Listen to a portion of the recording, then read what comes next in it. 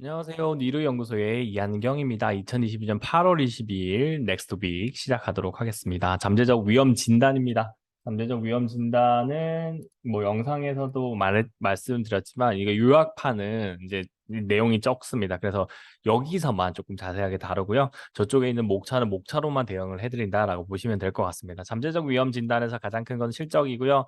실적이 만약에 빅테크가 무너지면 힘든 겁니다.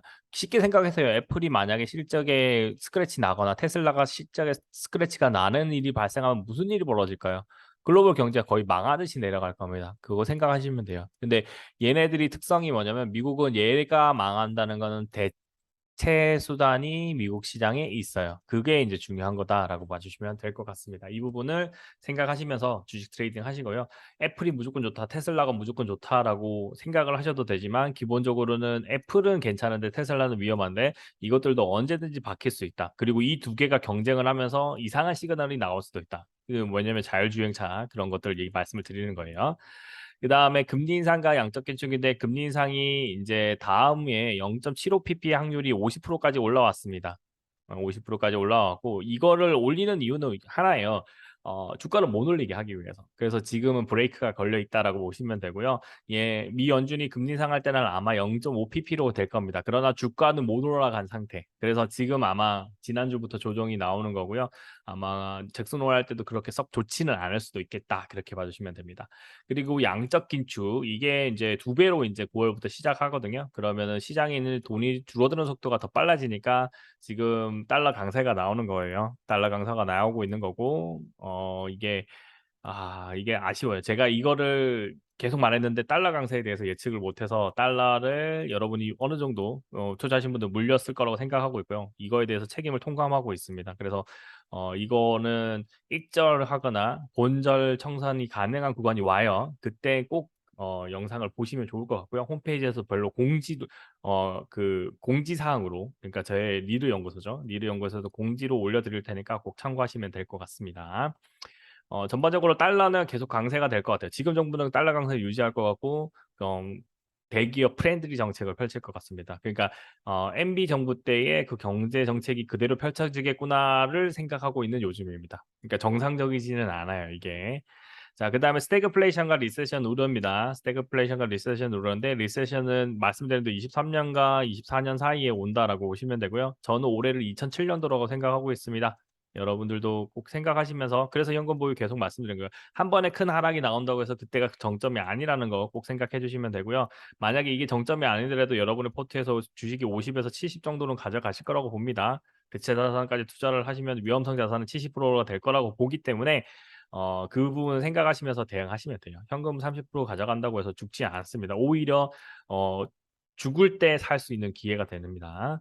신흥국 신흥위험입니다. 이거는 이제 금리 인상 리스크가 있지만 지금 CDS만 리포팅하는데 일본은 떨어지고 있어요. 이게 엔화 투자에 대해서는 긍정적이다라고 보시면 되고요. 일본 리스크가 이제 줄어드니까 괜찮습니다. 중국하고 지금 유럽이 문제거든요. 이 두 나라만 두 지역만 어느 정도 해결이 되면은 이번의 위험은 한숨을 돌릴 수 있을 겁니다. 그러나 결국에는 금리가 높아지면서 오는 파급 효과는 1, 2년 이어온다. 그렇게 보시면 되고요. 중국 부동산 문제 때문에 금리 인하하고 이게 촉발됐죠. 주가가 떨어지는 이유였고요. 실제로는 숨고르기예요. 그러니까 차익 매물이 실현되는 그런 순간이다라고 보시면 되고 더 이상 사기가 힘든 구간에 들어왔다. 그렇게 보시면 됩니다. 그다음에 코로나 재확산과 중국 셧다운이 계속 지속적으로 일어나고 있기 때문에 이 셧다운이 이것까지 다 만들어내요. 셧다운을 안 해야 되는 거고요. 그래서 코로나가 끝나는 그 시점, 그러니까 독감으로 대우받는 시점까지 와야 된다라고 보시면 됩니다. 치사율이 줄어야 돼요. 일단 우리나라도 50명 이상 돌아가시고 계시기 때문에 그 비중이 줄어야 된다라고 보시면 됩니다. 가상화폐 체크를 해봤는데 지금 금요일부터 이렇게 두 번의 하락을 하고 세 번째까지 하락을 했어요. 그리고 지금은 요렇게 와 있어요. 요게 여기 정도까지 올라가야 이번에 하락이 324에서 머무르는 거고요. 만약에 못 올라간다. 그러면 322를 보러 갈 겁니다. 320은 코스피 기준으로 2450 정도까지 떨어지는 거고 큰 기업만 떨어지는 거라서 순환매는 그대로 유지될 거예요. 개별 종목은 그대로 간다는 소리입니다. 그거 생각하시면 되고요. 근데 월요일 날은 미국 시장 급락 파동이기 때문에 다 펄을 수 있습니다. 버럭게 나올 수 있고 거의 뭐 세상 무너질 정도로 떨어진 상태인데 첫날이잖아요. 그러니까 첫날은 어떻게 한다? 떨어지는 첫날은 대응을 안 한다. 아예 안 보시거나 관망하는 걸 추천해드리고 현금 보유 특히나 하신 분들은 신경 쓰지 말고요. 현금 보유가 덜 되신 분들은 개별 종목 중에서 일부 이익이면 먼저 일절하시면서 현금 보유하는 거 무방합니다. 다만 여러분이 한번 투자를 하신 종목들이 거기 때문에 다 팔진 마시고 일부는 꼭 가져가는 전략을 해주시면 좋을 것 같습니다. 이게 제 그냥 의견이라고 보시면 되고 차후 투자에 참고하시면 될 것 같습니다. 자, 주요 프리뷰인데요. 다음 주에 중요한 거는 결국에는 잭슨홀이 더 제일 중요하죠. 잭슨홀에서 이제 앞으로의 통화 정책이나 이 이슈들에 대해서 다 얘기할 거고 아마 침체에 대한 이야기도 나오지 않을까라고 봅니다. 그 다음에 중요한 건 우리나라는 금통입니다. 0.5pp 올려버리면 침체가 빨리 올 수 있기 때문에 0.25pp가 나아요. 예, 그렇게 보시면 되고요. 이것 때문에 원달러율은 팍 떨어지진 않겠지만 이쯤 가면은 진정이 되지 않을까 그렇게 보고 있습니다. 이때 진정 가격이 1,420원 정도는 나와주지 않을까라고 조심스럽게 보는데 그 이하로 내려오면 더 좋습니다. 이걸 위해서는 엔비디아 실적이 조금은 좋게 나와야 되는데 뭐 실적이 안 좋게 나면 오히려 주가가 오를 수도 있고 좋게 나면 오히려 떨어질 수도 있다. 그렇게 봐주시면 되고요. PC 물가지수가 나와요. 물가지수하고 신뢰지수가 나오는데 이것도 중요합니다. 그 다음에 PMI 지수 요거까지 연결해서 보시면 될 것 같고요. 우리나라의 원달러율의 바로 직격은 수출입 동향입니다. 우리 원유 가격, 원자재 가격을 비싸게 다 사고 있잖아요.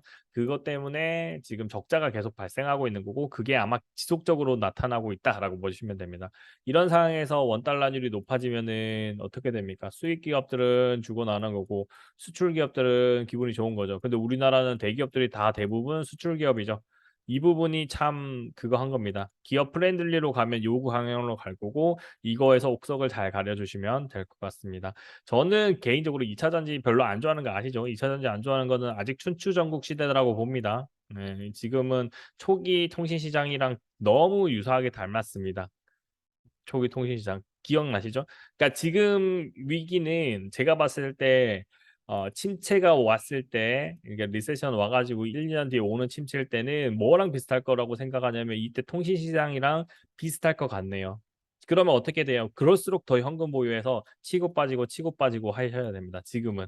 이번에 330일 깨고 내려오는 그 순간부터 그러니까 최근 말고 이전에 330과 350을 놓을 때 깬 순간부터 시장이 상방으로 가는 거는 우리나라 시장 기준으로는 상당히 힘들어질 수 있는 구간으로 왔고요. 그렇지만 그래도 자본의 위, 그 다음에 유동성의 힘을 믿으면서 투자는 가능한 그런 구간이라고 보시면 된다. 위로 올라가면 여러분이 50에서 70% 가지고 있는 주식으로 수익 내면 되거든요. 꼭 그걸 기억하시면서 대응을 해주시면 될 것 같습니다. 자, 이제 기술적 분석 이제 살펴보도록 할게요. 빠르게 살펴보겠습니다. 이것도.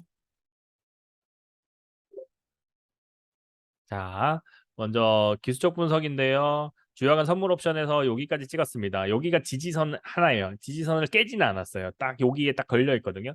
근데 중간선을 깨고 내려왔고 61선입니다. 61선 지지를 받으면은 다시 올라가는 상태가 되고 이때 340까지도 갈 수 있습니다. 그러면은 분위기 또 전환이에요. 그러니까 요거 깨고 내려왔을 때는 또 내려가는 분위기가 되는 거고 다시 요거를 받아쳐서 여기서 지지받고 받아쳐서 올라가는 분위기가 만들어진다면 긍정적입니다. 근데 생각해 보세요. 얘가 여기까지 떨어졌다가 올라갈 때가 여기까지 요 근방으로 왔을 때 이걸 돌파하기가 편하겠어요. 여기서 바로 올라가는 게 편하겠어요. 그거 생각해 보시면 됩니다. 두 가지 중에서 요게 조금 더 힘이 세다라고 시장에서는 기술적 분석하는 분들이 보는 거고요. 저는 개인적으로 여기까지 와서 좀 더 비볐다가 올라가는 걸 더 좋아하고 있습니다. 물론 이게 올라간다고 해서 침체가 안 오는 건 아니라고 보고 있어요. 침체가 안 오려면 글로벌 경제가 공조를 해야 되는데 아마 힘들지 않나 그렇게 보고 있는 거고요. 마의 마지노선은 340인데 이거 밑으로 내려왔고요. 요거는 한번 채울 거예요. 요거 채우러 간다는 겁니다. 언제 채울지는 몰라서 그렇지. 경기 침체 이후에 채우러 갈지 아니면은 지금 이번에 하반기에 채우러 갈지. 근데 하반기에 채우러 갈 가능성이 어느 정도는 있는 것 같습니다. 그럼에도 현금 보유 30% 말씀드린 거는 그 현금 30%안 지고 있어도 수익을 낼 수 있는 거고요. 저도 결국엔 최근에 여기서 정리를 했잖아요. 여기 잘 버텼다가 코스피 200짜리 ETF 투자한 여기서 정리를 했었거든요. 그래서 현금 보유를 절반 이상 가져갔고 가상화폐에서도 이더리움 같은 거 그다음에 일부 코인들이 탈출이 가능하더라고요. 그래서 익절로 그리고 본청에서 청산을 하면서 그것도 제가 투자 자금 대비했을 때 20%를 확보를 했어요. 그렇게 봐주시면 될 것 같고요. 지금은 이 구간이 그런 의미를 가진다. 다음에 올라올 때 또 하시면 됩니다. 이거는 순환매가 계속 일어날 거다. 그렇게 봐주시면 되고 9월에 유동성이 줄어지는 거 그거를 확인하러 갈 때 요게 깨지냐 이걸 보는 건데 기본적으로는 많은 이제 매도 방향 보시는 분들도 여기를 생각하세요. 315 정도까지는 지켜주지 않나 그렇게 보고 있고 여기 일목균형파 아니죠. 그렇게 보시기 때문에 최대 여기 이 세 가지를 보시면서 대응을 해주시면 될 것 같습니다. 그 다음에 업종 차트로 넘어가서 보시면 지금 지난주까지만 해도 강했어요. 여기까지 딱 도달해서 빨개 있었거든요. 그러니까 마치 더 갈 것처럼 해놓는데 이틀 만에 진짜 이게 10포인트 정도 빠져버린 겁니다. 고점 대비했을 때. 그러니까 여기는 거의 뭐 100pt, 100pp 정도, 50pt 정도 빠졌다라고 보시면 되고 이 그림이 요거냐의 갈림길이에요. 얘가 만약에 음봉이 찍어버리면 다음 달에 양봉 나오면서 요걸 만들 수도 있는데 요걸 가능성이 더 높다라고 보고 있어요. 저는 그러니까 요 구간이에요. 저는 지금 이 구간에 우리나라가 지금 놓여 있는 겁니다. 놓여 있는 거고 이 구간의 정점에서 코로나가 오면 완전 시장이 완전 박살나는 거고요. 코로나나 안 오면 한 이 정도에서만 박살난 상태에서 경기 침체가 다른 이슈로 오겠죠. 그 이후에 올라간다. 그렇게 봐주시면 될 것 같습니다. 그거 꼭 생각하시면서 이 그림 생각하시고요. 그 다음에 코스닥 보겠습니다. 코스닥 보시면은 코스닥도 비슷하죠. 코스닥도 요거냐 이게 어떤 거냐라는 건데 요거에 더 가까울 수가 있어요. 코스닥 자체는. 그러면은 음봉의 위치가 어디냐면 요거에 가깝고 요겁니다. 요 빨간 봉이 음봉의 위치고 요거 돌아오는 게 양봉이 되는 거죠. 그러면 그 다음 봉이 양봉 나오는 거니까 좀 많이 내려왔다가 올라갈 수 있죠. 고점은 3분의 2까지 떨어진 것처럼 요거 고점 대비 3분의 2니까 이거 음봉 나올 가능성도 있어요. 여기 정도까지 내려갈 수도 있고 그 상태에서 움직일 건데 시총 상위 종목이 어떻게 돼 있냐라고 보면 되는데 에코브로비엠과 뭐 HLB 같은 경우에도 요즘 같은 이슈가 있기 때문에 시장에 조금만 무너지면 같이 흔들릴 수도 있다. 그렇게 봐주시면 될 것 같습니다. 그러나 코스닥은 일단 시총 자체가 작기 때문에 외국인이 어떤 포지션을 잡느냐에 따라서 완전 달라진다. 그렇게 봐주시면 됩니다. 자, 이제 마지막으로 어, 선호부를 보겠습니다. 달러입니다. 문제의 달러인데요. 저는 여기까지 찍을 거라고 생각도 못했어요. 이거는 안 넘어갈 거라고 생각했는데 지금 여기가 있습니다. 여기 35원까지 가 있습니다. 야간에 NFT라고 해서 야간 그 선물인데 기본적으로 그렇고요. 근데 지금 여기까지 올라왔기 때문에 여기와 갭이 많이 벌어져 있다. 그렇게 보시면 됩니다. 갭이 벌어져 있기 때문에 추가 상승이 나오냐 아니냐의 그 갈림길이고요. 그러니까 지금 요런 거예요. 여기서 이걸 돌파해서 올라가 버리면 쭉 올라가죠. 한 번에 쭉 올라갑니다. 지금 하락이 이거냐 아니면은 올라갔다 내려왔다를 반복하는 그 사이클이냐 그거에 갈림길에 지금 놓여 있다라고 봐주시면 되고요. 원달러 환율은 기본적으로 우리나라 금리 인상을 할 때는 살짝은 뒤로 빠지는 그런 모습을 보였거든요. 이번에도 요 정도 요거 음봉 하나 있는 거 보이죠? 음입니다. 그러니까 이번에도 조금은 내려온 그런 모양을 보이지 않을까 그렇게 봐주시면 될 것 같습니다. 그래서 원달러 환율 인버스에다 투자를 말씀드렸었기 때문에 이게 완전히 탈출 못했단 말이에요. 저도 3분의 1 정도만 팔고 2분의 1 정도만 팔고 대응을 했기 때문에 여러분들하고 같은 상태라고 보시면 될 것 같고 제가 이제 추천했던 방식으로 여러분 투자하셨다면 그러면은 다음에 저는 고점에서 추가로 더 매집을 해서 대응을 할 거다 그렇게 봐주시면 될 것 같습니다. 그래서 이번에 만약에 떨어져서 대응을 한다면 1320원이나 10원대 보고 적절한 가격 오면 대응하는 거고요. 만약에 이게 많이 안 올라가고 다음 주 월요일에 여기서 시작해서 내려와 준다면 그러면 다시 여기 밑에 구간 1300원 구간까지 한번 살펴볼 거다. 그렇게 보시면 되는데 지금 원달러 환율은 일목균형표를 지키면서 그대로 올라가고 있어요. 그래서 충분히 그렇게 될 수도 있겠다라고 생각하시면서 되도록이면은 이거는 비중은 더 물타기는 더 해서 대응하시기보다 그냥 홀드로 있으신 분들은요. 조금 더 관망하셨다가 약간의 약손절, 절반의 약손절이 필요할 수도 있다. 그렇게 보시면서 대응을 해주시면 될 것 같습니다.